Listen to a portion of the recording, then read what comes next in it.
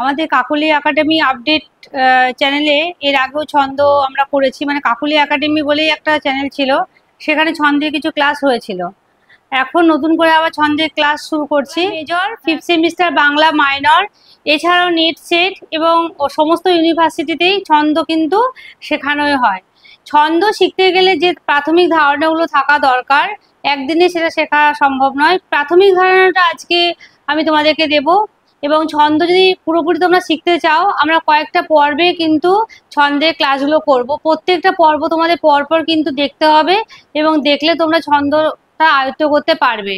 প্রথম পর্বটা আজকে দেখো এবং এর পরবর্তী দ্বিতীয় পর্ব আমরা করব, সেটাও কিন্তু দেখতে হবে। পরবর্তী তৃতীয় চতুর্থ পর্ব কিন্তু আমরা করব।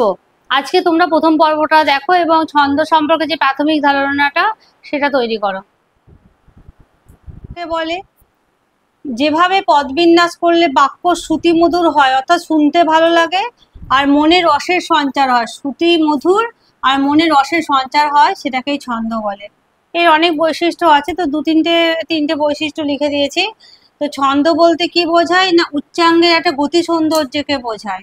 2 নম্বর দেখো, এটি উচ্চাঙ্গে ধ্বনি প্রবাহের সৌন্দর্য, যা ভাষার নিয়ন্ত্রিত বিন্যাসে উৎপন্ন হয়, মানে ভাষার উপরে নিয়ন্ত্রণ থাকতে হবে। 3 নম্বর হচ্ছে ভাষাকে গীতশ্রী মণ্ডিত করাই হচ্ছে ছন্দের কাজ, মানে সুন্দরভাবে পরিপাটি করে গীতশ্রী মণ্ডিত করে গড়ে তোলা। আর একটা কথা মনে রাখতে হবে যে ছন্দ কিন্তু সবসময় উচ্চারণের উপরে নির্ভর করবে, মানে দেখার থেকে কানের উপরে বেশি গুরুত্ব দিতে হবে এবং মনে রাখতে হবে আমরা যেভাবে উচ্চারণ করি সেভাবেই কিন্তু ছন্দ হবে। তাহলে যেভাবে পদবিন্যাস করলে বাক্য শ্রুতি মধুর হয় এবং মনে রসের সঞ্চার হয়, তাহলে তাকেই ছন্দ বলা হবে। এমনভাবে ছন্দ নিরূপণ করলে হবে না যেটা আমাদের শুনতেই খারাপ লাগছে, ভালো লাগছে না, এটা করলে হবে না। আর সবসময় তোমরা যখন ছন্দ করবে, তোমরা কি উচ্চারণ করছো, উচ্চারণের উপরেই কিন্তু বেশি গুরুত্ব দিতে হবে। একদম তো মাথায় রাখতে হবে উচ্চারণকে কিন্তু আমরা বেশি প্রাধান্য দেব, আর অর্থাৎ কানকে বেশি প্রাধান্য দেব, দেখাটাকে বেশি প্রাধান্য দেব না। তো এটুকু মনে রাখতে হবে। আমাদের কাকলি একাডেমি আপডেট যে ইউটিউব ভিডিও চ্যানেল আছে, সম্পূর্ণ পড়াশোনা সংক্রান্ত।